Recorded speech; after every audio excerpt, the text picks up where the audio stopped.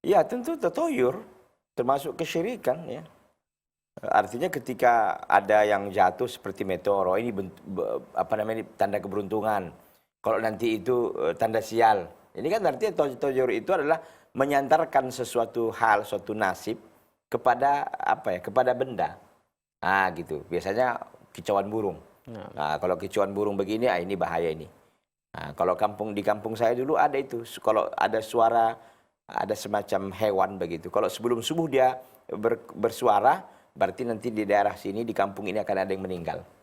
Nah, begitu. Jadi sebenarnya nggak ada kaitan, nggak ada hubungan. Jadi bagaimana kita memaknainya? Ketika suara-suara itu muncul, kita katakan, oh boleh jadi dia digigit semut, boleh jadi kakinya mungkin lagi gatal. Ah gitu. Sehingga kita positive thinking saja gitu. Jadi tidak ada menimbulkan kesyirikan. Kalau di mana yang kemana-mana itu bisa toyur, betul. iya. Ya. Kemudian kalau dikatakan tadi apa namanya nih, hal ini tanda keberuntungan. Keberuntungan apa? Nggak ada hubungannya gitu loh. Ya nggak ada hubungannya. Jadi oleh karena itu apa namanya nih, hal-hal seperti ini tidak kita jauhkan. Kalau mau berdoa spontanitas saja kepada Allah.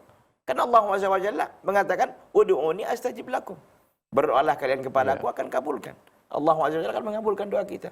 Ya, wa idza sa'alaka ibadi anni wa idza sa'alaka ibadi anni fa inni qarib.